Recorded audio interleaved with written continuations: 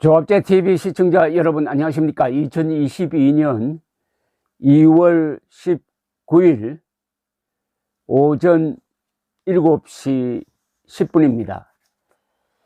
방금 끝난 조 바이든 미국 대통령의 짤막한 기자회견에서 중요한 이야기가 나왔습니다. 바이든 대통령이 기자 질문에 답변하면서 자신은 푸틴 대통령이 우크라이나를 침공하기로 결심했다라고 믿는다라고 했습니다. 이렇게 강한 표현을 쓴 것은 처음입니다. 지금까지는 바이든 대통령도 수일 내로 침공할 가능성이 있다. 그러나 아직은 푸틴이 결심을 했는지 안 했는지는 모르겠다. 이렇게 유보적으로 이야기를 했는데 딱 부러지게 나는 푸틴이 침공하기로 결심했다고 믿는다라고 했습니다. 이것은 굉장한 어떤 정보적 판단이고 최후 통첩 내지 최후 경고 같은 느낌을 받았습니다. 그 이유로서 바이든 대통령은 지금 우크라이나 동부의 분쟁 지역에서 러시아가 계속 거짓말을 하고 있다. 즉 우크라이나가 먼저 공격을 했다라고 거짓말을 하고 있는데 이 거짓말이 바로 침공의 트집을 만들기 위한 조작이다. 그리고 우크라이나에 대한 사이버 공격을 하고 있다. 사이버 공격과 이런 조작은 러시아가 흔히 외국을 침공하기 위해서 쓰는 교범에 있는 내용이다 라고 하면서 만약 침공하면은 재앙이 될 것이다. 어마어마한 제재를 가할 것이다 라고 경고를 하면서 그러나 아직도 외교적 노력의 가능성은 버리지 않는다. 또 다음 주에 블링컨 국무장관이 러시아의 외무장관과 유럽에서 만나기로 했으니까 외교적 타결 가능성을 배제하지는 않는다고 했습니다. 그러나 푸틴이 침공하기로 작심한 것 같다라고 믿는다는 이 말이 상당히 큰 충격을 줄 것 같습니다. 확신한다는 거죠. 나는 푸틴이 우크라이나를 침공하기로 결심했다고 믿는다. 또 바이든은 그동안에 푸틴이 긴장을 완화시키기 위해서 이 일선에 배치했던 부대를 뒤로 물렸다는 말은 다 거짓말이라고 이야기를 했습니다. 푸틴이 이중 전략을 쓴다는 거죠. 하나는 병력을 물리는 척 하면서 사실은 실제로는 병력을 더 전진 배치해 가지고 포병이나 탱크가 전진 배치되고 사이버 공격을 하고 그 다음에 공격할 명분을 만들기 위해서 우크라이나가 먼저 이 돈바스 지역에서 러시아 측을 공격을 하고 있다. 이게 다 러시아가 흔히 쓰는 수법이다.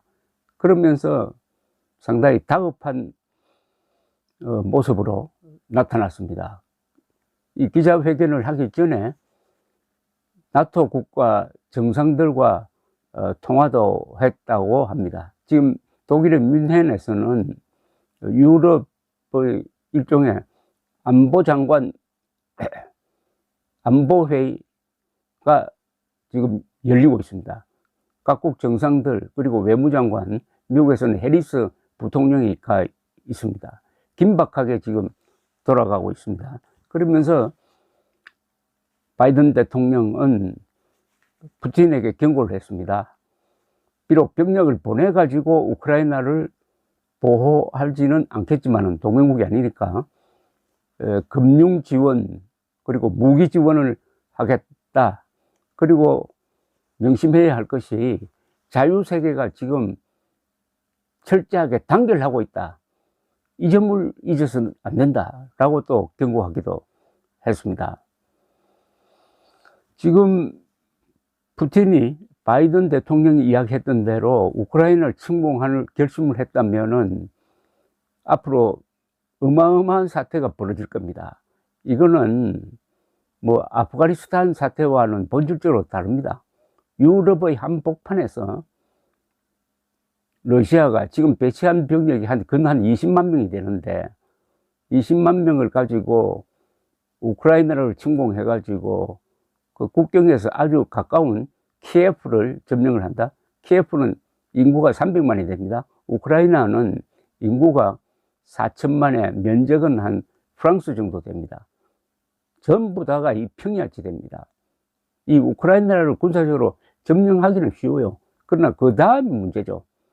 국민들이 일치단결 해가지고 지금 저항하겠다고 하는데, 그럼 게릴라전을 해야 되는데 10만 명, 20만 명으로는 안 되죠. 어떻게 다스리느냐 하는 거, 이것까지 다 계산하고 있는지는 모르겠는데, 이렇게 되면은 대규모 전쟁이 일어나는데, 이거는 2차 세계대전 이후의 최대 규모가 되는 것입니다. 그러면은 유럽의 여러 나라가 여기에 말려들게 되는 거죠. 가장 좀 미온적이었던 독일도 요사이 태도가 바뀌고 있습니다. 독일은 러시아의 천연가스에 많이 의존하고 있는데, 그 천연가스 파이프라인을 발트해를 통해서 독일로 보내는, 러시아에서 발트해를 지나서 독일로 보내는 이 파이프라인 공사가 거의 다 끝나서 이제 가동 직전인데, 독일은 미국의 압력을 많이 받았습니다만은, 만약 성공하면은 이 가스 파이프라인도 제대로 작동하기가 어렵게 될 것이다. 경제제재의 일환으로서 그렇게 경고를 보내고 있습니다. 지금 러시아는 경제는 거의 자원 의존형 경제입니다. 자원을 팔아서 먹고 사는 나라인데, 예컨대 유럽에서 크게 의존하고 있는 이 천연가스 문제, 천연가스가 만약 공급이 중단되면은 유럽에서는 기름값이 아마 폭등할 겁니다. 그리고 2차 세계대전 이후에 주권 국가를, 가만히 있는 주권 국가를 침공해가지고 지도상에 지워버리려는 노력을 한 거는 후세인, 1990년에 후세인이 쿠웨이트를 침공한 거, 뭐 쿠웨이트는 인구가 100만도 안 되는 아주 작은 나라입니다만, 그 이후에 처음이죠. 그래서 국제사회로부터 푸틴이 고립될 것은 뻔한 이치인데, 문제는 러시아가 핵무기를 가지고 있다는 사실입니다.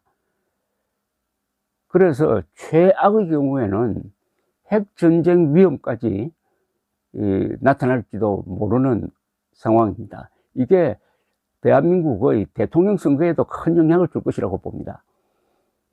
이 윤석열 후보는 안보 문제를 선거의 주요 쟁점으로 삼고 있습니다. 그러면서 이재명 후보가 사드 배치도 반대하고 김정은에 굴종해가지고 평화를 얻으려고 하는데, 그건 다 환상이다.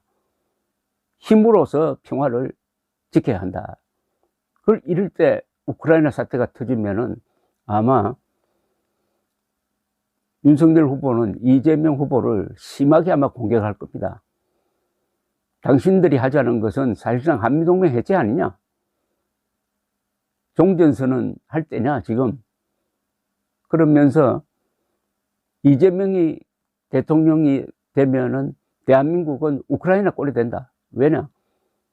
우크라이나가 저렇게 당하고 있는 것은 가지고 있던 핵을 포기를 했고, 나토에 제때 가입을 하지 못해가지고 핵도 없고 동맹도 없는 나라가 됐기 때문에 저렇게 침공당하고 있다. 이재명 노선이 바로 그것 아니냐, 이렇게 몰아붙일 것이고, 이재명 후보는 윤석열 후보가 대통령에 당선되면은 우크라이나 꼴이 될 것이다. 북한을 자극해가지고 전쟁을 부른다. 뭐 이렇게 선동하겠죠. 거기에 대해서 국민들이 어떤 판단을 할 것이냐 하는 게 이번 선거에 영향을 줄 것이라고 생각합니다. 감사합니다.